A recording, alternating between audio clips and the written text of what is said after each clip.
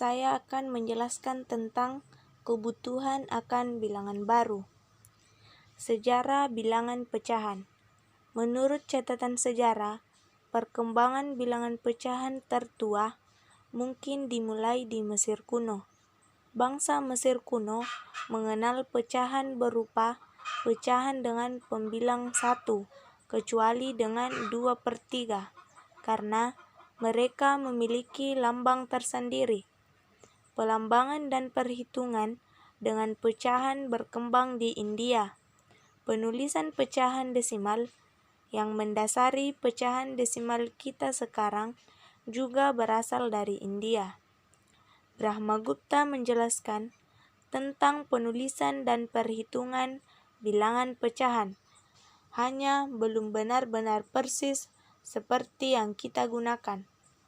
Di Cina, dapat kita lihat pada Jius Hang, Xuanzu, atau sering diterjemahkan The Chapter in the Mathematical Art, atau 9 bab tentang seni matematika.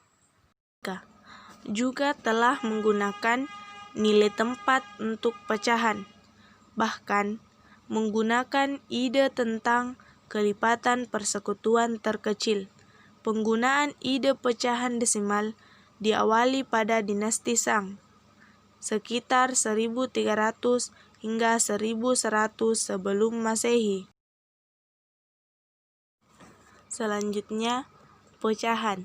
Menurut Rahmiati 2011, pecahan diartikan sebagai banyaknya bagian berukuran sama dari beberapa bagian yang menyusun suatu yang utuh atau perbandingan bagian yang sama terhadap keseluruhan. Sedangkan menurut Suyatimayang 2014 menyatakan bahwa pecahan terjadi karena suatu benda dibagi menjadi bagian yang sama besar, yang bagian-bagian itu mempunyai nilai pecah. Nah, selanjutnya kita masuk di bilangan pecahan. Di sini ada 2 buah gambar yang dipotong ke dalam 5 bagian. Gambar yang ada di sebelah kiri itu potongannya tidak sama besar karena kita tidak menggunakan pengukuran. Sedangkan gambar yang ada di samping potongannya itu sama besar karena kita telah menggunakan pengukuran. Nah, melihat gambar yang ada, dapat kita simpulkan bahwa jika kita memotong objek-objek standar ke dalam potongan yang sama, maka berapa besar potongan-potongan itu selanjutnya akan tergantung pada berapa banyaknya potongan yang ada. Nah, kita masuk di konsep pecahan. Yang pertama yaitu pembagian, kemudian penggabungan. Nah, objek standarnya itu dulu kita bagi ke 8 bagian. Kemudian objek standarnya juga kita bagi ke dalam 3 bagian, sehingga menunjukkan hasil pembagian ke dalam 8 bagian dan kemudian menggabungkan 3 dari bagian itu, sehingga kita dapat 3/8. Kita sebut bagian pecahan ini 3 dari 8 bagian atau 3/8, karena angka di bawah garis menyatakan nama dari bagian yang diwakili, apakah itu 5 bagian, 8 bagian, 3 bagian, dan lain sebagainya. Ini juga disebut sebagai penyebut dalam pecahan.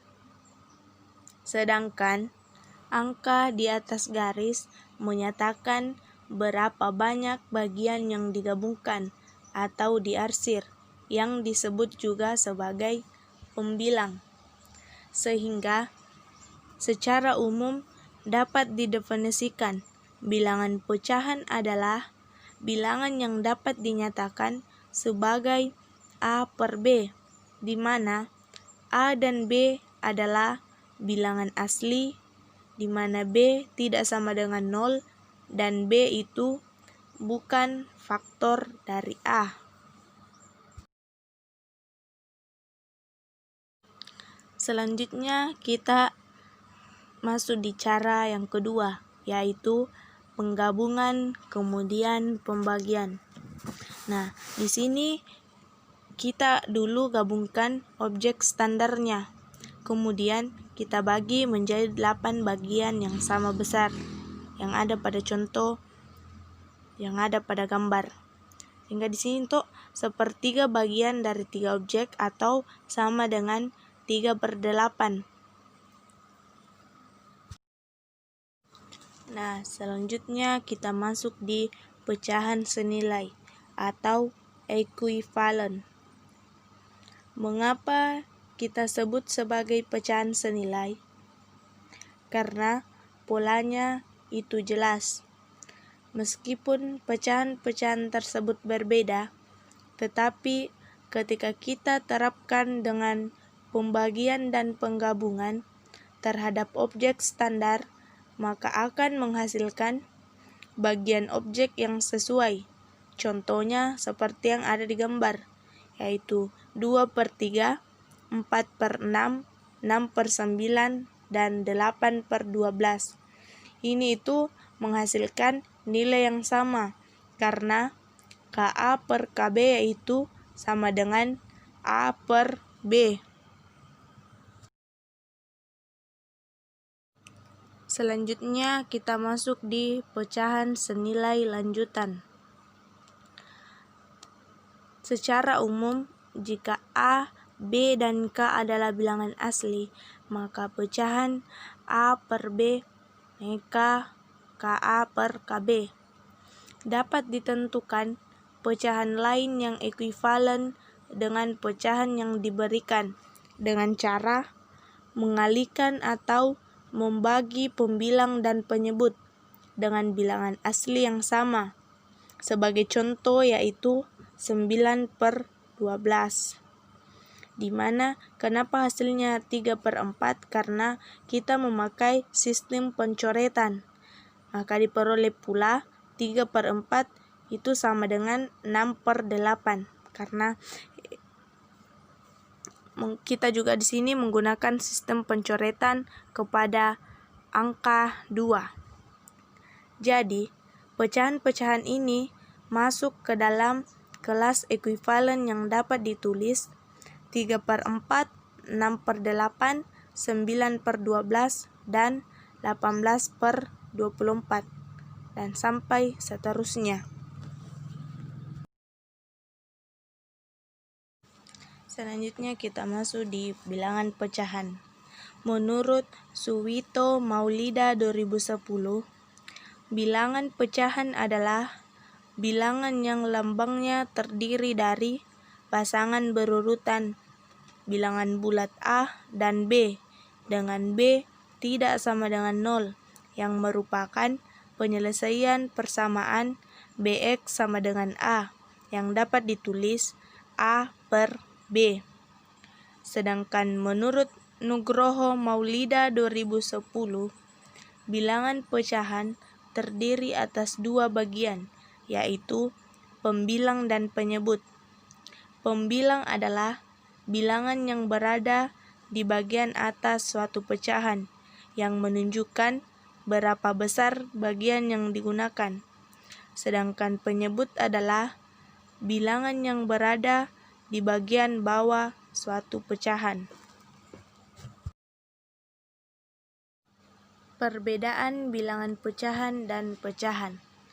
Pecahan merupakan bagian dari sesuatu yang utuh, tidak berbicara nilai.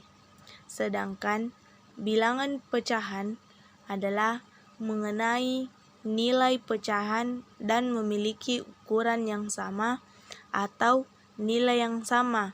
Misalnya 2/3 sama dengan 4/6. Mengapa dikatakan hasilnya sama? Karena 4/6 itu sama dengan 2/3, karena masing-masing dibagi 2. Jadi 4 dibagi 2 hasilnya 2, dan 6 dibagi 2 itu hasilnya 3. Jadi kita bisa katakan bahwa 2/3 itu sama dengan 4/6. Selanjutnya kita masuk di pecahan jika penyebutnya sama. Nah, di sini kita menggunakan operasi penjumlahan terhadap bilangan pecahan. Kita mudah pahami jika bilangan itu ditampilkan dengan pecahan yang penyebutnya sama. Kemudian digabungkan bagian objeknya yang penyebutnya juga sama. Tetapi perlu kita ingat bahwa penjumlahan tidak berarti sama persis untuk bilangan pecahan seperti pada bilangan asli. Untuk mengingat kita menggunakan simbol bulat simbol tambah atau tidak kedua-keduanya untuk penjumlahan jenis yang baru, sedangkan untuk penjumlahan jenis lama kita menggunakan simbol tambah. Seperti di contoh yaitu 2/3, kita menggunakan simbol tambah lingkaran karena ini adalah penjumlahan jenis yang baru. Jadi sama dengan 2 ditambah 3. Di sini kita menggunakan tanda tambah biasa karena penjumlahan ini adalah penjumlahan jenis yang lama. Jadi 2 ditambah 3/8 itu hasilnya 5/8. Selanjutnya kita masuk di penjumlahan bilangan pecahan jika penyebutnya berbeda. Nah, jika penyebutnya berbeda, hal ini dibantu dengan kemampuan merubah ke dalam himpunan-himpunan ekuivalen. Karena semua pecahan dalam suatu himpunan ekuivalen itu merupakan bilangan yang sama. Kita dapat memilih salah satu pecahan yang dianggap paling baik untuk suatu tujuan lain, yaitu perhitungan. Nah, sebagai contoh yaitu misalnya kita jumlahkan 2/4 dan 3/9. Nah, di sini langkah yang pertama harus kita ambil yaitu kita harus ubah terlebih dahulu menjadi pecahan ekuivalen. Menjadi 2 dikali 9 per 4 dikali 9 dan 3 dikali 4 per 9 dikali 4. Nah, kemudian hal yang berlaku untuk bilangan yang ekuivalen yaitu 18/36 dan 12/36. Nah, yang dimana di sini penyebutnya kita ambil 36. Jadi langsung saja kita jumlahkan menjadi 18 ditambah 12/36 sama dengan 30/36. Selanjutnya kita masuk di perkalian bilangan pecahan.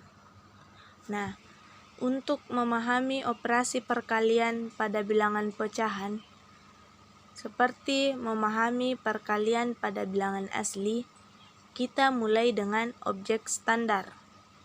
Kemudian kita menggambar pecahan 2/3 bagian dari objek standar. Sedangkan dalam bilangan pecahan 2/3 dan 4/5 dapat diartikan 2/3 bagian dari suatu objek. Kemudian langkah selanjutnya yang harus kita lakukan yaitu kita mengambil 4/1/5 bagian dari 2/3 bagian objek standar. Nah, dalam bilangan asli, menghitung 4 dikali 3 itu berarti menentukan banyaknya anggota himpunan hasil. Dan selanjutnya, objek asal dibagi ke dalam 15 bagian, dan objek hasil kita gabungkan menjadi 8 bagian. Jadi, berdasarkan gambar yang dapat berdasarkan gambar dapat kita simpulkan bahwa 2/3 dan 4/5 itu hasilnya 8/15. Karena objek asal dibagi ke dalam 15 bagian, sehingga dapat kita peroleh hasilnya yaitu 8/15. Nah, selanjutnya berdasarkan penjabaran, penjumlahan, dan perkalian dapat disimpulkan jika A, B, C, dan D adalah bilangan asli, maka dapat dinyatakan secara umum bahwa penjumlahannya yaitu A per B tambah B per D sama dengan A ditambah B per D.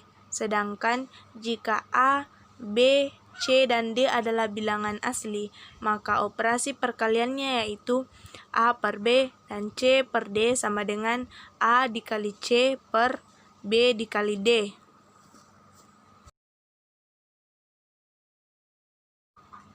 Selanjutnya kita masuk di bilangan pecahan. Itu mempunyai 5 sifat dari suatu sistem bilangan.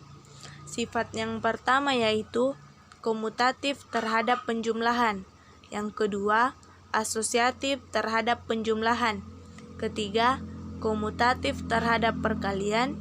Yang keempat, asosiatif terhadap perkalian. Dan yang terakhir adalah distributif perkalian terhadap penjumlahan. Nah, itulah tadi penjelasan saya tentang materi kebutuhan akan bilangan baru.